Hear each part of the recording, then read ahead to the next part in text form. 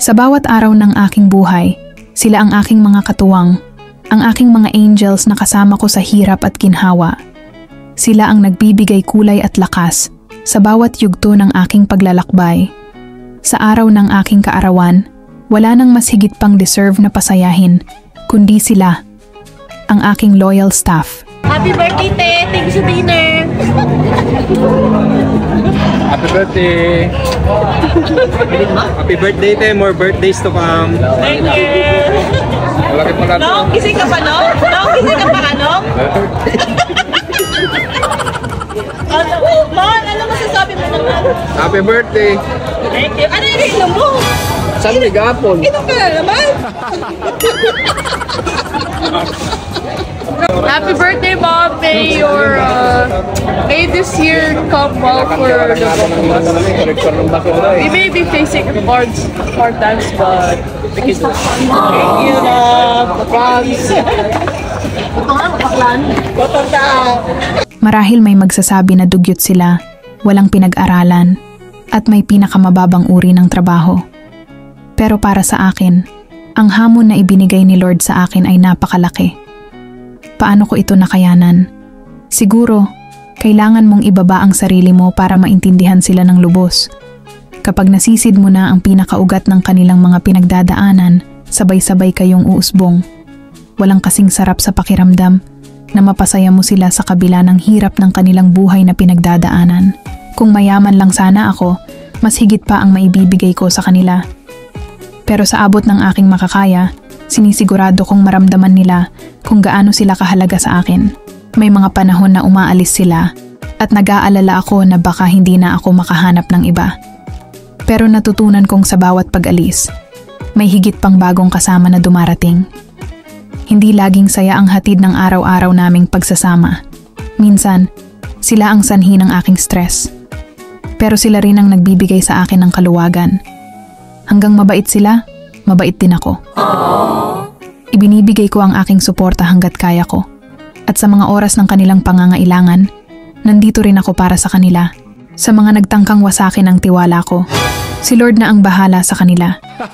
Pero para sa mga nandito pa, sa kabila ng lahat, wala kayong dapat ikabahala. Hanggat nandito ako, at kaya ko pa, may kakampi kayo sa buhay. Thank you to my loyal staff. Sa bawat paglipas ng panahon, kasama ko kayo sa bawat laban, at walang mas mahalaga sa akin kaysa mapasaya kayo sa araw na ito.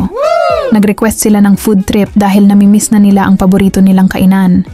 Siyempre, kaysa magmukmuk mag-isa, sugod kami sa kainan. Sabi ko nga, food trip lang ito, walang iinom ng alak.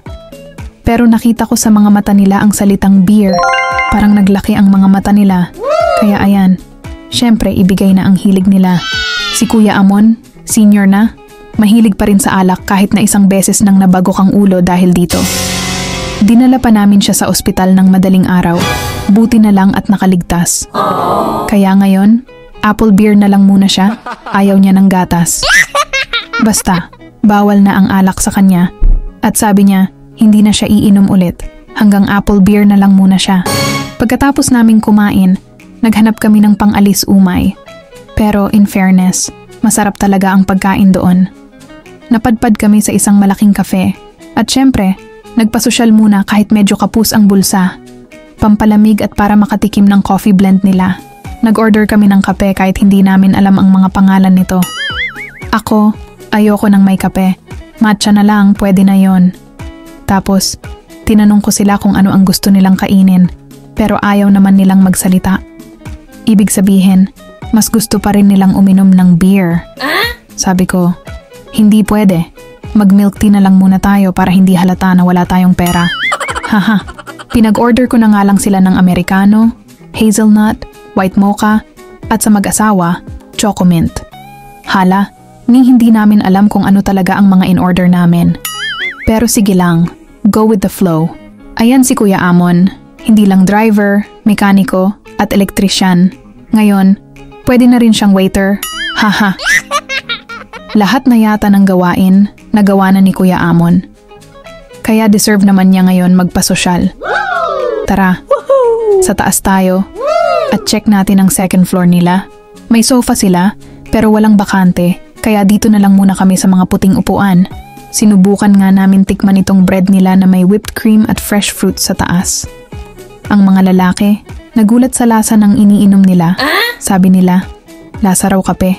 Siyempre, nasa kapehan kami, kaya kape ang in-order ko sa kanila. Napansin ko pa na yung isa naming kasama. Kanina ang sarap ng ngiti niya habang umiinom ng beer. Tapos biglang ito. Natawa ako kasi mas gusto nila talaga ang beer kaysa sa kape-kape. Pinagsaluhan na namin ng bread kahit medyo natagalan bago dumating ang plato. Tapos, syempre, nag-Korean Town muna kami para bumili ng pang-almusal nila. Nilubos nila ako ngayong gabi, kaya't mag-ingat kayo sa Lunes. Lagot kayo kapag nag-absent kayo. Maraming salamat sa pagsama sa akin sa food trip na ito. Sana na-enjoy niyo ang mga kwento at ligaya kasama ang aking mga loyal na staff.